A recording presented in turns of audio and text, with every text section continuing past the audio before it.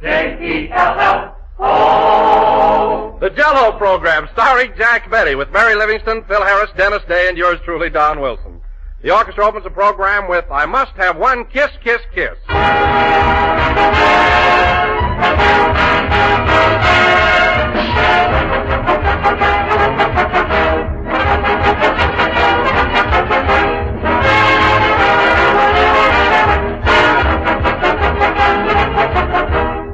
If you ever had a chance to peek into some of the quaint old cookbooks of centuries past, you may have noticed that many of the meat recipes begin with the amusing words, "First catch your fowl."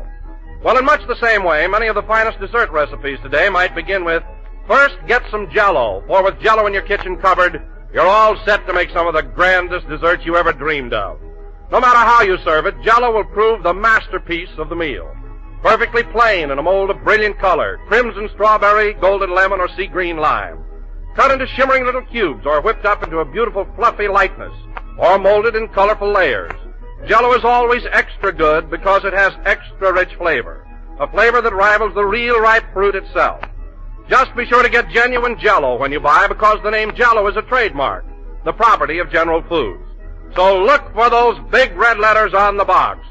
They spell Jell-O.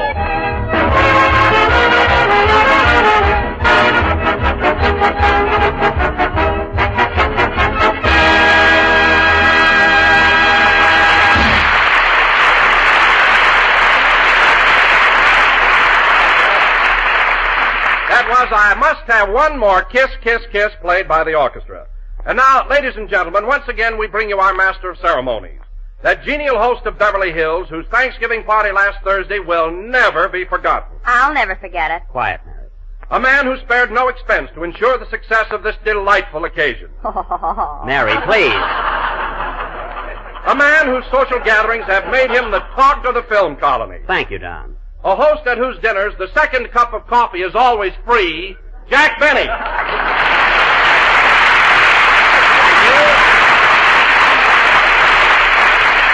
Thank you. Hello again. This is Jack Benny talking. And, Don, I'm glad you had such a nice time at my Thanksgiving party. But what did you mean the second cup of coffee was free? I was only kidding, Jack. Mary was ribbing you, so I thought I'd join in. It was really a grand evening. Well, thanks, Don. And it's for you, Miss Livingston. That's the last time you'll ever have dinner at my house. Oh, Jack, don't be so touchy. Well, who wouldn't be? Gee, you're getting so sensitive lately. It's simply awful. Just the same, you're not eating at my house anymore. Who cares? My ticket is punched out anyway.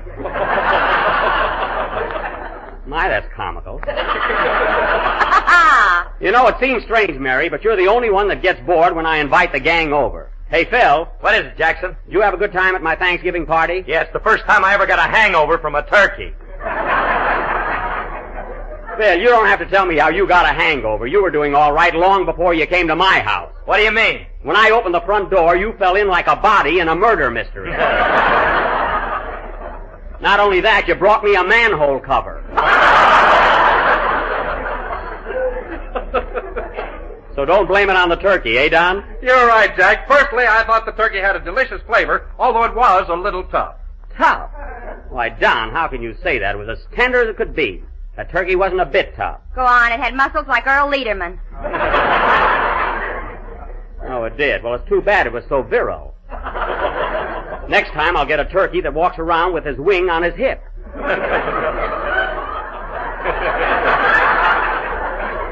Maybe you'll like that better. And oh boy, the soup you served. You know, Phil, it reminded me of that new picture. What picture? The rains came. Well, I suppose it wasn't a hit. Listen, fellas, if my party was such a big flop, how did it happen to crash the newspapers? It was right on the society page of the Beverly Hills Citizen. The Beverly Hills Citizen? Yes, Don, I got it right here. Get this. Here, read it to him, Mary. Okay. Do you suffer from itchy skin? If so, try... It's on the other side.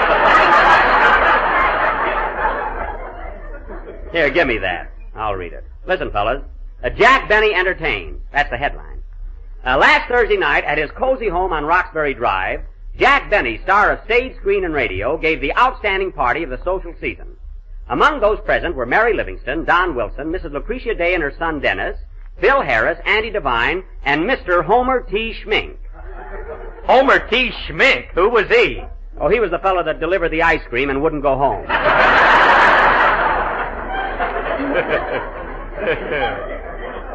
Go ahead, Mary. You're reading it. Oh, yes. Among those unable to attend this scintillating event were Clark Gable and Carol Lombard, Here they come, folks. Robert Taylor and Barbara Stanwyck, Tyrone Power and Annabella, the Fred McMurrays, and Mrs. Homer T. Schmink.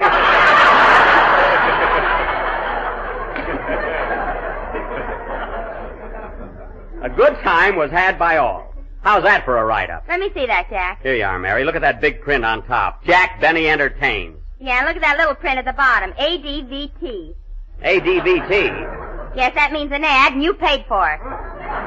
It means nothing of the kind. Now, wait a minute, Jackson. ADVT means a paid ad in any newspaper in the country. Not in this case, Phil. Then what does it mean? ADVT means a dinner vit turkey.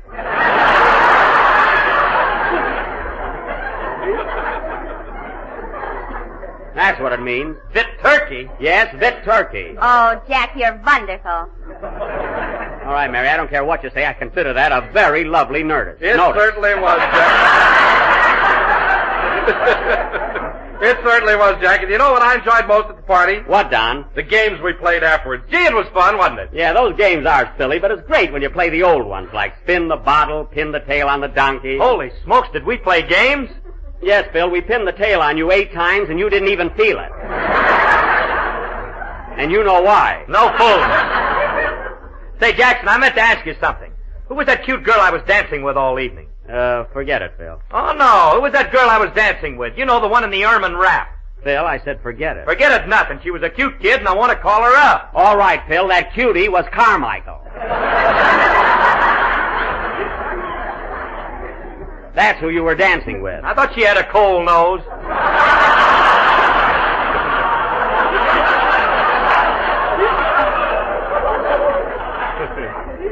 You and Carmi were certainly the life of the party. Oh, hello, Dennis. Hello, Mr. Benny. Gee, I had a good time at your house Thursday night. The dinner was swell. Well, I'm glad you liked it, Dennis. And incidentally, you're still new on the program, and I don't want to be bossy or anything, but, you know, we never chew gum during a broadcast. So please throw it away. I'm not chewing gum. Now, Dennis. This is a piece of turkey from your Thanksgiving party.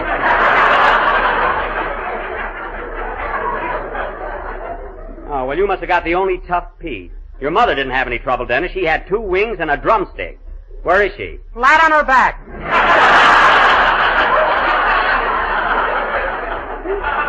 Why, Dennis, you mean your mother's ill? There you are. The turkey got her. Phil, it couldn't have been the turkey. Well, maybe it was the dressing. Don, it wasn't the turkey and it wasn't the dressing. Couldn't have been the butter. We didn't have any. Listen, Mary, you don't need butter when you have gravy. You can put gravy on the bread. Supposing you don't like gravy. Then stay home, for heaven's sake. A big issue over butter and gravy. Now, let's forget about my party. I don't know what you kids are complaining about. I got a big piece of butter. Why, certainly. All you had to do was ask for it. Don asked for a piece of butter, and I gave it to him. He had to burn his finger first. Well, then what's the argument? Butter is very good on a burn. I suppose it's no good on bread. All right!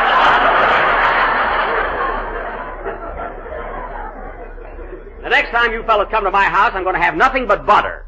Just plain butter. A great big hunk of butter. Should we come formal? Yeah, come on. Let's drop it. Now, Dennis. Yes, please? Let's have your song, please, before I lose my temper, please. You and your please. You wouldn't talk like that if my mother was here. No, I wouldn't, eh? Listen, Dennis, I'll meet your mother any time, any place, any weight. And that goes for your father, too. If you can lick mother, you got a cinch with Pa. I wouldn't be surprised. Now go ahead with your song. Shall we come formal?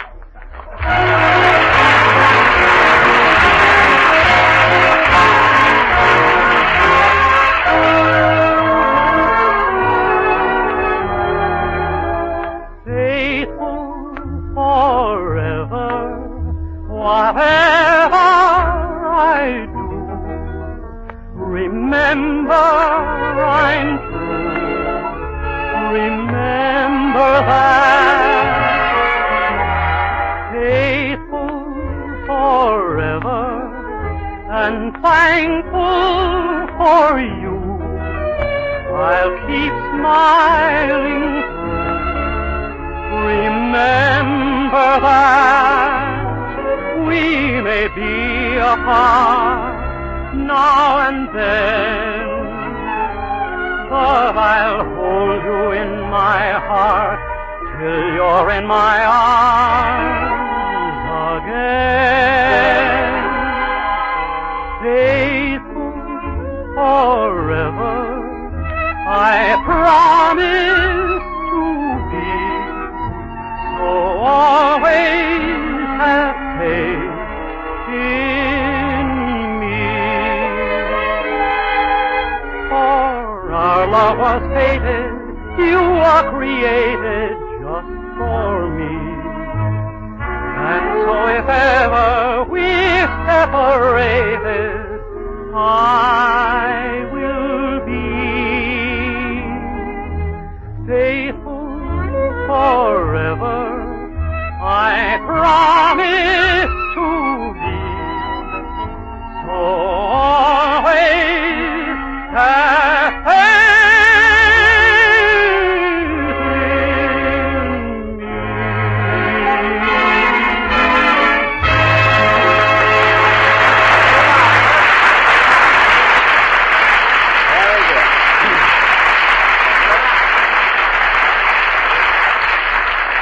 That was Faithful Forever, sung by Dennis Day and accompanied by the orchestra, who were still playing I Must Have One More Kiss, Kiss, Kiss. And you both did very well. By the way, Dennis, I'm sorry I spoke so sharply to you a little while ago, but I was rather annoyed and I took it out on you. Oh, that's all right, Mr. Benny. You're about the only one around here who shows me any respect. So just keep on being a good boy, that's all I ask. You know, there's a certain formula for getting along with me, Dennis.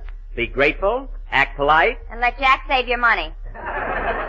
Nice going, Mary. Listen, Mary, I've had just about enough of those insults and gags at my expense. If you and Geronimo don't like it.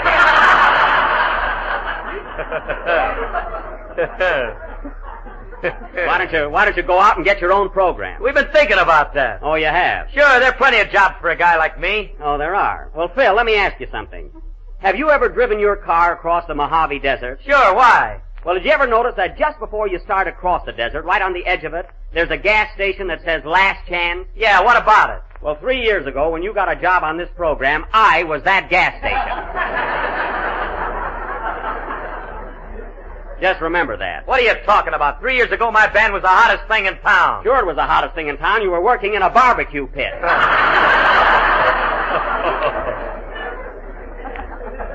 Sam's Rib Joint. Music while you munch.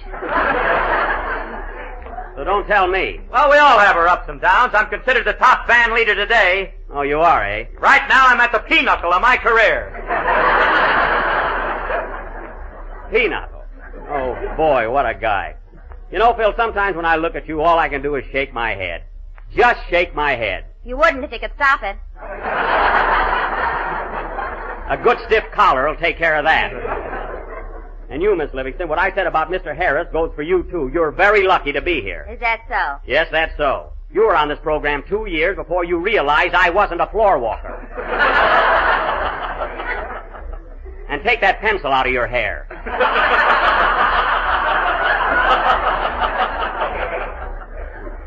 Boy, am I clicking tonight. That's your teeth. My head shakes and my teeth click. I'm doing quite a rumba above my shoulder. Now get away from me. Oh, my goodness, Jack, but you're sure cracking the whip tonight. Quiet, Wilson. I'll give you just 2 seconds to say something about Jell-O. Yes, sir. Ladies and gentlemen, the next time you go to your neighborhood grocer, be sure to ask him for a package of Jell-O. It comes in 6 delicious flavors. Well, what are they? Name them. Yes, sir. Strawberry, raspberry, cherry, orange, lemon, and lime. All right, what do you look for? What do you look for? Be sure to look for the big red letters on the box. They spell Jell-O. Okay, now go and sit down. And now, ladies and gentlemen, we'll have a number by Phil Harris and his orchestra. Get moving, buddy. Yes, Mr. Legree. Well, snap into it. What are you laughing at? You remind me of another picture. Never mind. The devil is a sissy. Well, maybe I did lose my head. Play, Phil. Gee, I'm a regular Dr. Jekyll and Mr. Hyde.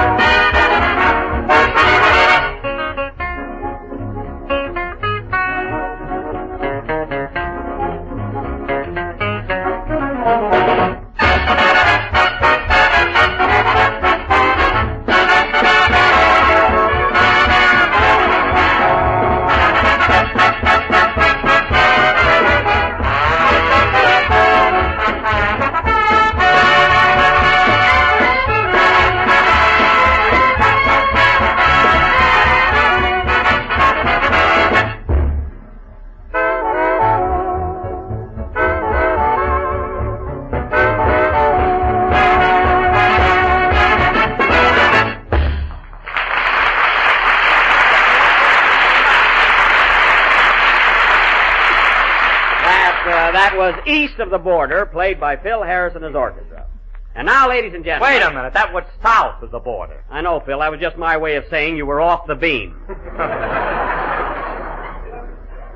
And now, ladies and Now, gentlemen... hold on, Jack. Perhaps it's none of my business, and I don't want to try to run things around here, but don't you think you ought to calm down a little? Well? Don't let everything get your goat. Well, I guess you're right, Don. Maybe I did fly off the handle tonight, but I'm not going to let it happen again. The next party I give, I won't invite anybody, and there won't be any complaints. I'll just sit there all by myself. Just me. Just plain me. And a big hunk of butter. At least I'll be happy. That's not asking too much. Well, Jack, I just can't hold out any longer. This whole thing was a rib. A rib? Yeah, every one of us thought that dinner of yours was marvelous. No kidding, Jack. The turkey was delicious. Best I ever tasted. Oh, it was, eh? Yeah, the piece I got is swell. Well, Dennis, stop chewing it. Give up already. So you fellas enjoyed the turkey, eh? We sure did. Well, kids, I can't hold out any longer either. To show you guys you know nothing about food, that bird I served Thursday night wasn't turkey at all. It wasn't turkey. No, it wasn't. It was duck, wild duck. I shot him myself. Who held him? Nobody held him. I shot him right out of the air. Mary was with me. You mean when we were out hunting with Annie Devine? Yeah, so don't pan the food, fellas, when you don't even know what you're eating. So you went duck hunting with Andy, huh? Was it fun? Oh, you should have been there, Don. Jack was a scream. Never mind. Boy, what he doesn't know about a gun. I know plenty about guns, Mary. When I was on the rifle team in Waukegan, they used to call me Bullseye Benny. Bullseye. I can make it shorter than that.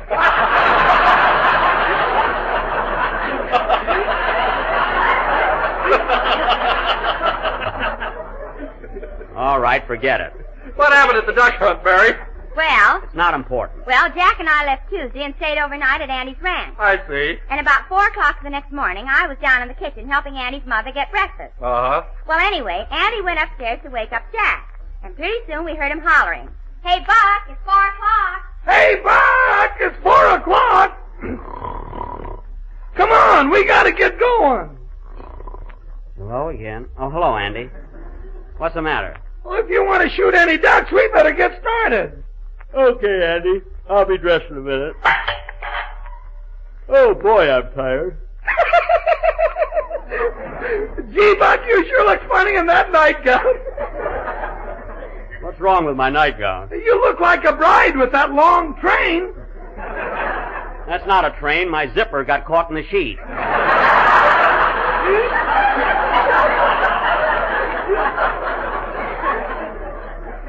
Where's Mary?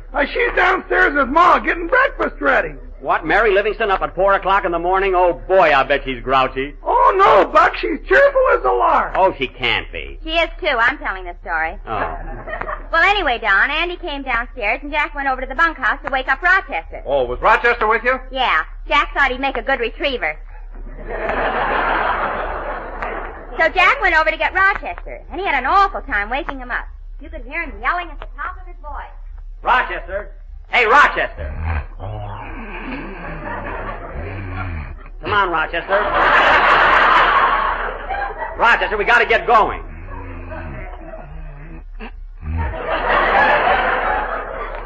Rochester, wake up. What time is it, sugar?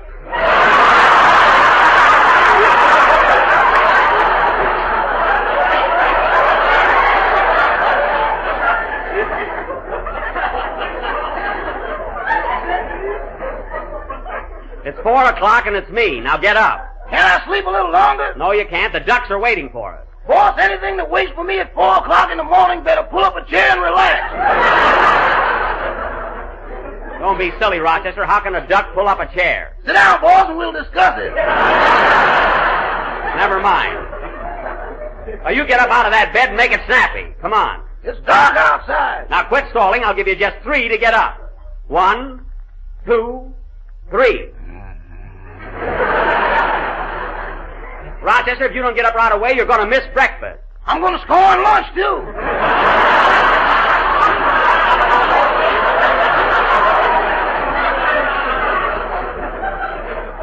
All right, very well. I'm going into breakfast right now. And for your information, Rochester, we're having pork chops. Central Avenue pheasant. Here I come, boss. I thought so. Now hurry it up. Well, Don, it was about 5 o'clock when we finished breakfast, and then we started out for the duck pond. But, Mary, you're not allowed to shoot ducks that early in the morning, are you? No, Don, we had to wait about an hour, but you could hear them all over the place. There were hundreds of them. Oh, boy, get a load of those ducks. Give me my gun, Rochester. There's a baby I got my eye on. Here you are, boss. Hey, wait a minute, Buck. You can't shoot any ducks till 7 o'clock. Oh, yes, darn it. Why don't you take a shot at that tree just for practice? Practice? Don't worry about me, Mary. I've handled a gun before. Yeah, but it had a cork on the end of it. I mean a shotgun. Say, Buck, I meant to tell you that gun I'll let you have has got a powerful kick when it goes off. Better be careful. Oh! I will, Andy. You're worse than Mary. I got a gun at home just like this, a 12 millimeter. Millimeter? You mean gauge? Well, whatever it is, I got one. I know how to handle it. Just the same, you ought to try it out. Okay, I'll show you kids some fancy shooting. See that orange hanging on that tree over there? Watch me knock it off. That's the sun. It just came up. Well, I'll show you something else. Here's a real trick. Hey, Rochester, put this tin can on your head and hold still. Now, wait a minute, boss. Come on, Rochester, put this can on your head and I'll shoot it off. Don't be scared. That's fine. The sun isn't orange and he tells me not to be scared. Rochester, it's a very simple trick. I saw a man do it in vaudeville. Well, vaudeville's dead and I ain't gonna tell it to move over. Oh, boy, what a baby. Didn't you ever hear the story about William Tell? He shot an apple off his son's head. Well, get him. I'll wait. All right, if you don't want to play, don't play. I never saw a guy worry so much.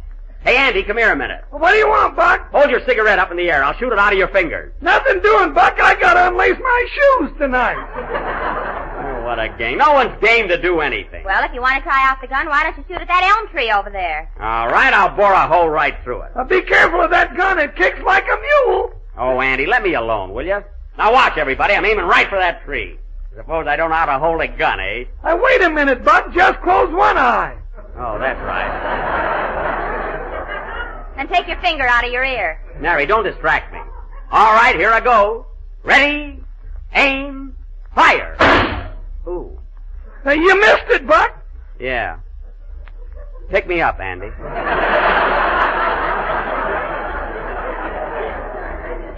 You were right about that gun. Oh, Jack, look at that big flock of ducks over there in that cove. Big fat ones. Yeah, let's sneak over and hide in the bushes. Yeah, we'll be all ready for him at 7 o'clock. Now be quiet, everybody. Say, Andy, how many ducks are we allowed to get? I mean, what's the limit? 10 apiece. Oh, boy, 20 ducks. Now remember, Rochester, all the ducks I shoot, you'll have to carry home. Boss, if a duck flies slow enough for you to hit, he's too old to eat. Don't worry, you just swim out and get them every time I hit them. Here we are now. Oh, Jack, look at that cute little duck in the water, and it's sound asleep. Yeah, I'll wake that baby up in a few minutes. No, you won't. Look what he's got around his neck. What? An alarm clock, and it's set for 6:45. Oh, don't be silly. Gee, I wish it was time already. I could hardly wait till I start blasting away at them. Take it easy, Buck. I will, Andy, but gee, I'm kind of anxious to get... Oh, darn it. Buck, I told you not to shoot before 7 o'clock. I didn't shoot, Andy. I dropped my gun and went off by accident. What's that? You got a duck, boss. Here it is. Oh, boy, and I wasn't even aiming at him. Only 9 to go, kid. Wow, this is fun. What a duck. Gee, it's a beauty, isn't it, Jack? Yeah, it is pretty. Gee. Look at those eyes. Yeah. Look at those eyes. Gosh, I didn't know ducks had blue eyes. And look at that sad face. Ain't it sad looking? Gee, I didn't mean to kill What's them. the matter, Buck? Nothing, Andy. You look at that poor little duck. Gosh, I don't see how people can kill a little thing like that. Well, it wasn't your fault, Jack. I know it wasn't Mary, but gosh, blue eyes. And just think, a minute ago it was alive. Flying through the air, happy and gay. It didn't know it was going to die. Oh, I don't know why I came out here. Oh, Buck, it was just an accident. You'll get over it. I won't get over it. You're not to blame, Jack. I am too. I'm a murderer, that's what I am. A murderer. Killer Benny. Come on, Mary, let's go home. Rochester, you stay here with Mr. Devine. Not me, boss. I can't stay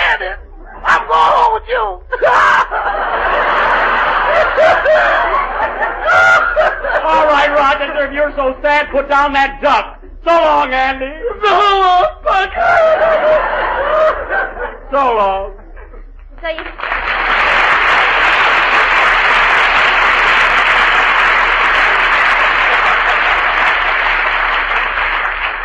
So you see, Don, that's exactly what happened when Jack went on a hunting trip. But, Mary, if that's the case, where did Jack get the wild ducks for the dinner? He bought them in a market, and they weren't any wilder than his. Well, at least my conscience is clear. I can sleep nice. Play, Phil. You know, foreign visitors to this country look upon the average American supper table as one of the wonders of the world, and I agree with them. Why, every night of the year, the American table laden with foods that are fit for a king. Yet they're common items in the simplest American menu. Such delicacies, for example, as Jell-O chocolate pudding, a rich, marvelously smooth dessert that's crammed, has a full, satisfying flavor like the old-fashioned pudding your mother used to make. But Jell-O chocolate pudding is quick and easy. You can serve it in any number of tempting ways, dressed up with whipped cream, chopped nuts, or maraschino cherries. You can make a swell chocolate pie filling with it, or use it for a satin-smooth chocolate sauce. And there's Jell-O butterscotch pudding with its warm, mellow, golden taste. And a Jell-O vanilla pudding, delicate and creamy and extra luscious with fruits or nuts folded in. They're all swell to eat. They're all easy to make. So get Jell-O puddings tomorrow. Chocolate, butterscotch, and vanilla, and you'll know why all America is raving about these new desserts. We're a little late, so good night, folks. J-E-L-L.